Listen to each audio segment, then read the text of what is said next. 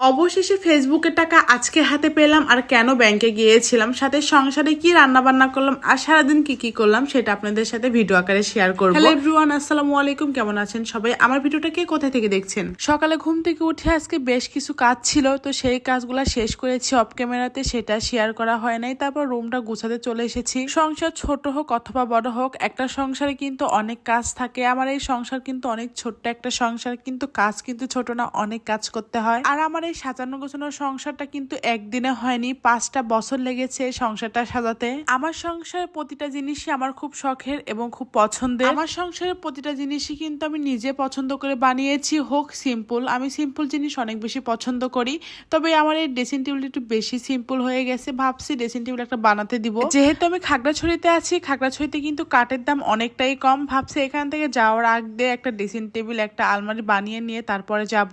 তো আজকে সকালে নাস্তা হিসাবে আমি বানিয়েছিলাম ভাত ভাজি। আর ভাত ভাজি কিন্তু আমার বডির অনেক পছন্দ, সাথে আমারও অনেক পছন্দ। আমরা যেহেতু উত্তরবঙ্গের মানুষ, উত্তরবঙ্গের মানুষরা কিন্তু ভাত ভাজি খেতে অনেক বেশি পছন্দ করে। আর সকালে চটপট নাস্তা কিন্তু এর থেকে আর কোনো কিছুই হয় না। আর আমার তো রুটি তৈরি করতে একদমই ভালো লাগে না, যদি আমি খুব ভালো রুটি বানাতে পারি, কিন্তু আমার রুটি বানাতে ভালো লাগে না। তো এদিকে হলুদ দিতে ভুলে গিয়েছিলাম, পরে হলুদ দিয়ে দিয়েছি। এখানে অনেকগুলো মরিচ দিয়েছি, কেননা এই মরিচে একটুও ঝাল নাই।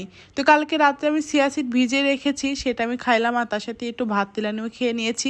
যেহেতু আমি রুটি বানাইনি, ভাবছি আবার প্রপারলি ডায়েট শুরু করব, কিন্তু ডায়েট শুরু করাও তো এত সহজ না। ডায়েট ফলো করা কিন্তু অনেক বেশি কষ্ট। এর আগে আমি কিছুদিন করেছিলাম, মোটামুটি ভালোই ওজন কমেছি, আবার মোটা হয়ে গেছি। আজকে আমি রান্না করব পটল আলু দিয়ে টেংরা মাছ, তার সাথে আয়ের মাছ ভাজি আর চিংড়ি মাছ দিয়ে করলা ভাজি। সবকিছুই কিন্তু আমার খুব পছন্দের খাবার।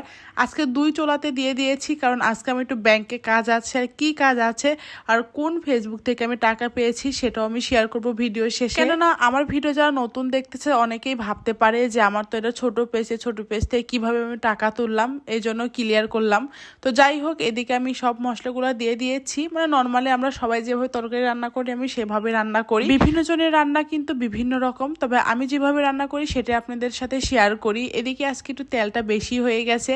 আর এবার যে মরিচের গুঁড়াটা নিয়ে আসছে অনেক ভালো, অনেক সুন্দর কালার হয় তরকারি, কালারটা দেখতে পাচ্ছেন, খেতেও কিন্তু অনেক বেশি মজা হয়। তো ওইদিকে ওই চুলাতে দিয়ে দিলাম তরকারিটা, এদিকে ভাজিটা করে নিব।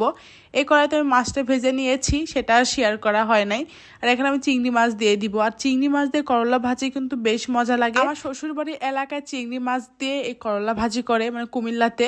আমি তো এর আগে কখনো খাইনি, যখন বিয়ে হয়েছে তারপরেই আমি খেয়েছি। তবে আমার কাছে মোটামুটি ভালো লেগেছে, আমার বর আবার বেশি পছন্দ করে, তার জন্য রান্না করলাম।